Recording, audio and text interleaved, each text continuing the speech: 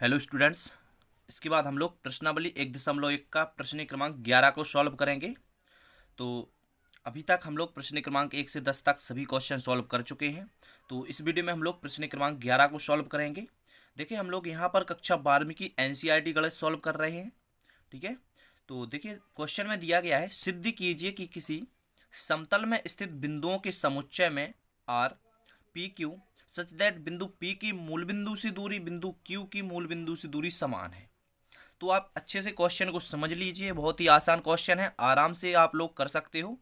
ठीक है, तो इस क्वेश्चन को ध्यान से समझ बस लीजिए, तो आप आसानी से आप खुद कर सकते हो। ठीक है, तो देखिए क्या दिया गया है, सिद्ध कीजिए कि किसी समतल में स्थित बिंदुओं का समुच्चय।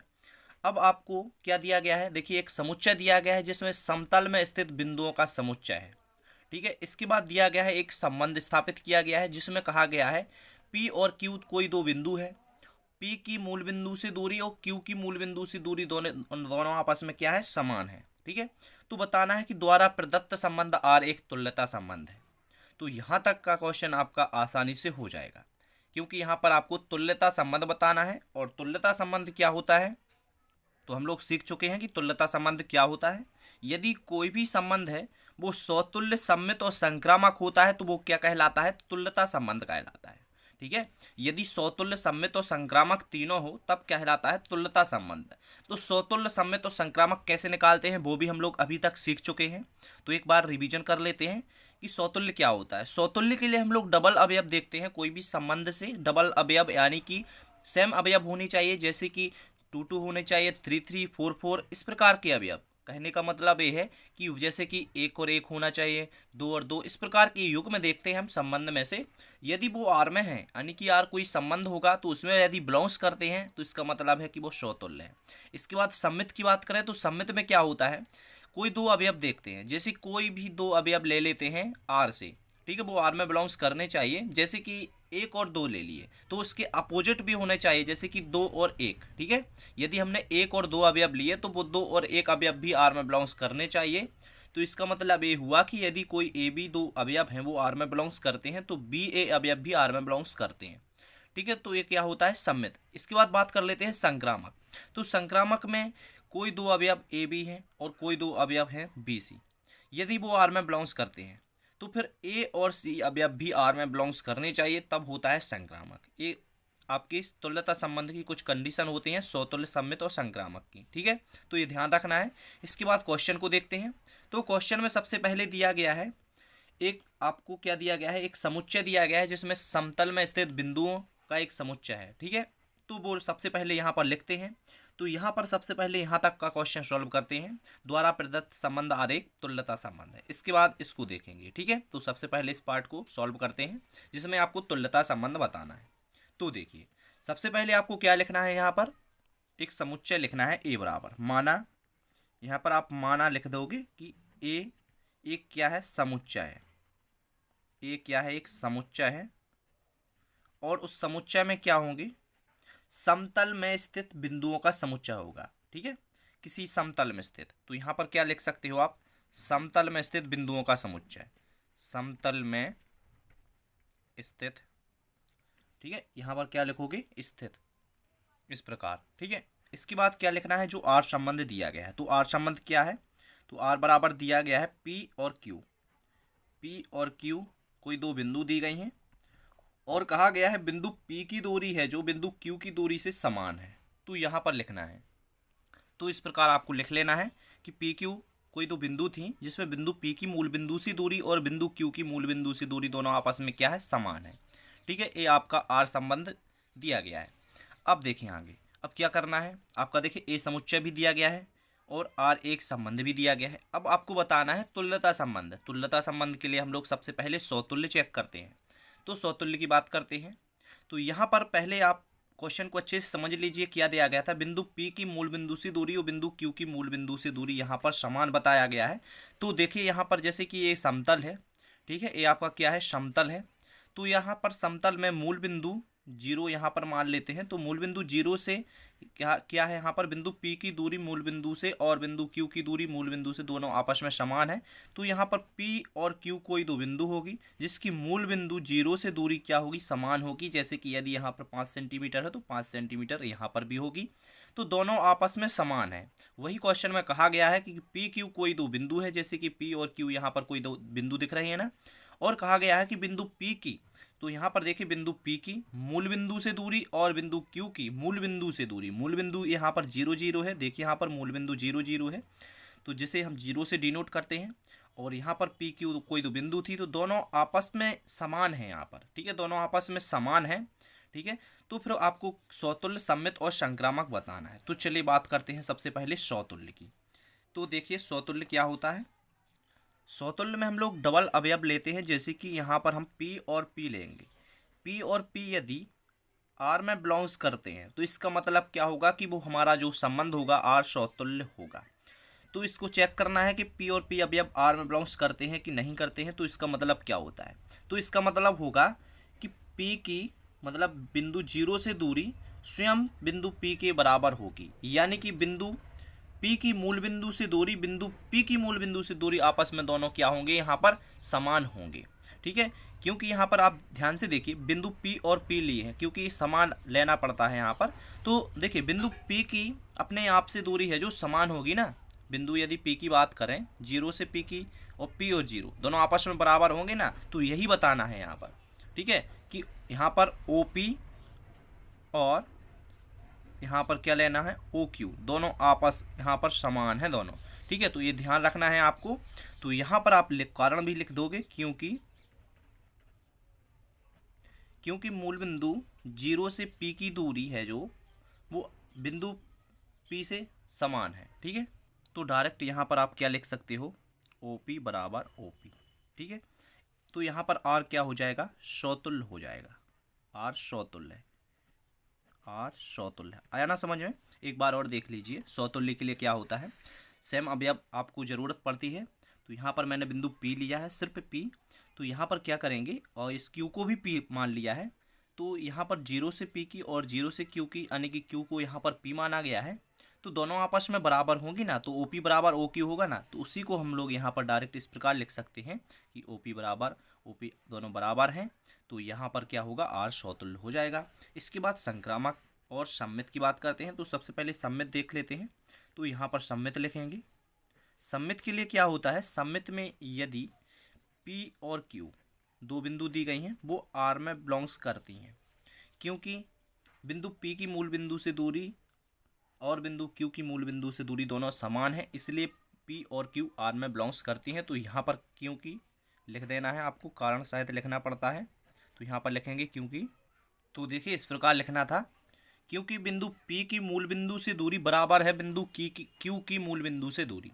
ठीक है, दोनों आपस में क्या है, यहाँ पर बराबर है। तो यहाँ पर यदि ये बराबर है तो फिर इसको ऐसा भी तो लिख सकते हैं, इसका उल्टा। सममित में ऐसे ही होता है ना, यदि 1 और 2 है तो 2 और 1 कर देते हैं। तो यहाँ पर P Q है, तो यहाँ पर क्या कर देंगे, Q और P।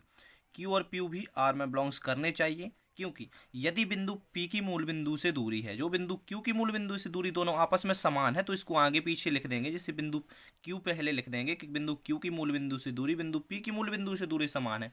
बात तो एक ही है, क्योंकि दोनों आपस में बराबर है। तो इसको आगे इसको पीछे कर दिया, इसको पीछे इसको आगे कर दिया, तो बात तो एक ही हुई। तो यहाँ पर क्या लिखेंगे, यहाँ पर लिख देंगे कि Q और P है जो वो R में बिलोंग्स करता है। ठीक है, बिंदु दोनों बिंदु R में बिलोंग्स करते हैं। तो यहाँ पर लिखेंगे क्योंकि यहाँ पर देखिए बिंदु Q की मूल बिंदु से दूरी है जो बराबर है बिंदु P की मूल बिंदु से दूरी। तो यही चीज़ यहाँ पर लिखना है, सिर्फ पलट के। तो इस प्रकार करना था कि बिंदु Q की मूल बिंदु से दूरी बराबर होगी बिंदु P की मूल बिंदु से दूरी से। ठीक है, यानी कि यहाँ पर देखिए कहा गया है P Q दो बिंदु थी, तो जीरो से P और जीरो से Q दोनों आपस में बराबर होंगी ना, क्योंकि क्वेश्चन में कहा गया था। तो दोनों आपस में यहाँ पर बराबर हो जाएंगी, क्योंकि 5 सेंटीमीटर यदि इसकी है तो 5 ही इसकी हो जाएगी। ठीक है, तो दोनों आपस में यहाँ पर बराबर हो जाएंगी। तो इस प्रकार आप लिख सकते थे, या फिर आप डायरेक्ट यहाँ पर OP बराबर OQ भी लिख सकते थे। ठीक है, OP बराबर OQ, यदि दोनों आपस में बराबर हैं तो OQ बराबर OP भी तो आपस में बराबर होंगे। तो यहाँ पर यदि भाषा नहीं लिखना चाहते हो तो आप क्या लिख सकते थे, तो देखिए यदि आप यहाँ पर लिख देते कि PQ अब बिंदु हैं जो वो आर में बिलोंग्स करती हैं, तो इसका मतलब क्या हुआ कि ओ पी है जो ओ क्यू के बराबर है। अब बात करते हैं क्यू और पी की। क्यू और पी यदि आपस में बराबर मतलब बिलोंग्स करते हैं आर में, क्यू और पी, तो यहाँ पर क्या लिख देते कि ओ और क्यू है जो ओ पी के बराबर है। तो बात तो एक ही हुई कि इसको हम लोगों ने पीछे लिख दिया, पहले आगे लिख दिया था, तो बात तो एक ही हुई दोनों आपस में क्योंकि बराबर हैं। ठीक है, तो इस प्रकार भी आप यहाँ पर लिख सकते थे। यदि आप भाषा लिखना नहीं चाहते हो तो डायरेक्ट आप इस प्रकार भी आप लिख सकते हो। ठीक है, इसके बाद ये हमारा जो आर होगा यहाँ पर सम्मित हो जाएगा। ठीक है, तो यहाँ पर आप लिख सकते हो कि आर होगा हमारा यहाँ पर सम्मित, आर सम्मित है। इसके बाद बात करते हैं संक्रामक की। संक्रामक, तो संक्रामक की बात कर लेते हैं। संक्रामक में क्या होता है, तो यहाँ पर हम संक्रामक में लेके चलते हैं पी और क्यू। पी और क्यू है जो वो आर में बिलोंग्स करती हैं। क्यों करती हैं, क्योंकि ओ पी है जो वो ओ क्यू के बराबर है। ठीक है, और यहाँ पर क्यू और क्या लेते हैं, यहाँ पर टी ले लेते हैं, क्यू और टी ले लेते हैं, वो भी अवयव हैं जो आर में बिलोंग्स करते हैं दोनों, यानी कि दोनों बिंदु हैं जो क्यू और टी वो आर में बिलोंग्स करती हैं। क्यों करती हैं, क्योंकि यहाँ पर ओ क्यू है जो ओ टी के बराबर है। ओ हो गया मूल बिंदु आपका, क्यू बिंदु हो गया, एक टी बिंदु हो गया। यहाँ पर देखिए इस डायग्राम को देखिए, यहाँ पर पी कोई बिंदु है, यहाँ पर क्यू, तो यहाँ पर एक और खींच सकते हैं हम कि यहाँ पर जो बिंदु टी होगी, क्योंकि जो हमारा ए समुच्चय है वो समतल में स्थित बिंदुओं का समुच्चय है, तो बहुत सारे बिंदु यहाँ पर ढेर सारी बिंदु हो सकती हैं। ठीक है, ढेर सारी बिंदु हो सकती हैं समतल में, जो जिसका मूल बिंदु 0 होगा। ठीक है, तो यहाँ पर हमने पी लिया, पी क्यू और क्यू टी ले लिया। ठीक है, क्यू और टी तो दोनों आपस में तो बराबर है ना, तो यहाँ पर क्यू ओ क्यू बराबर ओ टी बराबर आपस में दोनों बराबर होगी। यदि ऐसा है तो फिर पी और टी भी तो मतलब आर में बिलोंग्स करेंगी। पी और टी होगा जो दोनों मूल बिंदु वो भी आर में बिलोंग्स करेंगी। तो क्यों करेंगी, क्योंकि यहाँ पर लिखोगे आप क्योंकि OP है जो वो OT के बराबर है। क्या है, OP है जो OT के बराबर है, तो यही दर्शाना था आपको। ठीक है, तो इस प्रकार हमारा जो R क्या होगा यहाँ पर संक्रामक हो जाएगा। तो यहाँ पर लिख देंगे कि R क्या है, संक्रामक है, R संक्रामक है। तो इस प्रकार चेक करना था तुल्यता संबंध, तो सौतुल्य भी है और सम्मित भी है और संक्रामक भी है। तो यहाँ पर हम अतः करके लिख सकते हैं R सौतुल्य है, R सम्मित भी है तथा संक्रामक भी है, तो फिर R एक तुल्यता संबंध होगा। तो ये आपका क्वेश्चन का फर्स्ट पार्ट कंप्लीट हुआ, जो कि क्वेश्चन में दिया गया था। सबसे पहले आपको प्रदत्त संबंध और एक तुल्यता संबंध चेक करना था। अब इसमें दिया गया है कि पुनः सिद्ध कीजिए, पुनः सिद्ध कीजिए कि बिंदु P में है जो 0 0 से मूल बिंदु वो नहीं है यहाँ पर, क्योंकि P देखिए यहाँ पर नहीं का निशान लगाया है कि मतलब बराबर नहीं है 0 0, तो उसे संबंधित सभी बिंदुओं का समुच्चय P से होकर जाने वाले एक ऐसे वृत्त को निरूपित करता है जिसका केंद्र बिंदु है, जिसका केंद्र क्या है, मूल बिंदु है। तो चलिए इसको भी, इसका पार्ट मतलब 2 होगा जी, तो इसको भी हम देख लेते हैं इस क्वेश्चन को। तो सबसे पहले आपको सौतुल्य, सम्मित और संक्रामक समझ में आ गए होंगे अभी तक, तो आप अपने आप से अच्छे से ट्राई कर लेना इसको। अब देखिए इसका जो पार्ट 2 था वो भी देख लेते हैं क्वेश्चन का। तो इसमें केंद्र क्या है, मूल बिंदु था जो कि 0 है। ठीक है, तो यहाँ पर कोई बिंदु P भी हो सकती है और इसी के मतलब बराबर चाहिए आपको, मतलब एक डिस्टेंस है, यानी कि जो दूरी है वो सेम रहेगी सभी बिंदुओं की, जो कि क्वेश्चन में कहा गया था। तो यदि यहाँ पर बात करें तो यहाँ पर बहुत सारी बिंदु हो सकती हैं 0 से, केंद्र बिंदु क्या था अपना, 0 था, जो कि क्वेश्चन में कहा गया है। तो यहाँ पर बहुत सारी बिंदु हो सकती हैं, यहाँ पर एक बिंदु भी हो सकती है जो जिसकी डिस्टेंस कितनी के होगी, इसको के मान के चलते हैं हम, दूरी को के मान लेते हैं, के का मान कुछ भी यहाँ पर हो सकता है।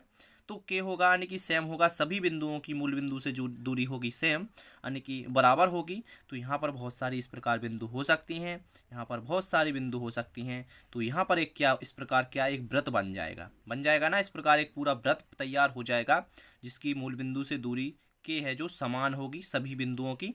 तो यही क्वेश्चन में आपसे कहा गया है। तो यहाँ पर हम भाषा में क्या लिखेंगे, तो देखिए, तो ये 4 लाइन आपको लिख लेना है कि बिंदु P है जो वो बराबर नहीं है 0 0, जो कि मूल बिंदु दी गई थी, से संबंधित सभी बिंदुओं की मूल बिंदु से दूरी बराबर होगी, अर्थात OP बराबर OK, मतलब OP बराबर K। ठीक है, क्योंकि K एक मतलब दूरी मान ली थी हमने निश्चित दूरी मान ली थी एक के। देखिए यहाँ पर जैसे कि ओ और पी है, या फिर ओ क्यू बात करें या फिर ओ टी की बात करें, मतलब यहाँ पर बहुत सारी इस प्रकार बिंदु हो सकती हैं जिसमें एक वृत्त निरूपित होगा। तो यहाँ पर इसकी दूरी के मान के चले थे, तो वही यहाँ पर लिखा है कि अर्थात ओ पी बराबर के होगा। इसलिए पी बिंदु से संबंधित सभी बिंदुओं का समुच्चय एक ऐसे वृत्त को निरूपित करेगा जिसका केंद्र क्या होगा, देखिए यहाँ पर 0 होगा, यानी कि 0 होगा, मूल बिंदु 0 पर है।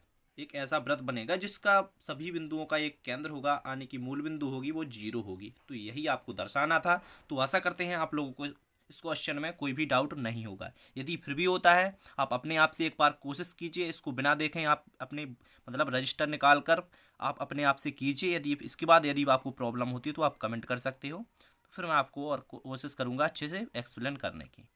Thank you. नेक्स्ट वीडियो में नेक्स्ट सवाल करेंगे।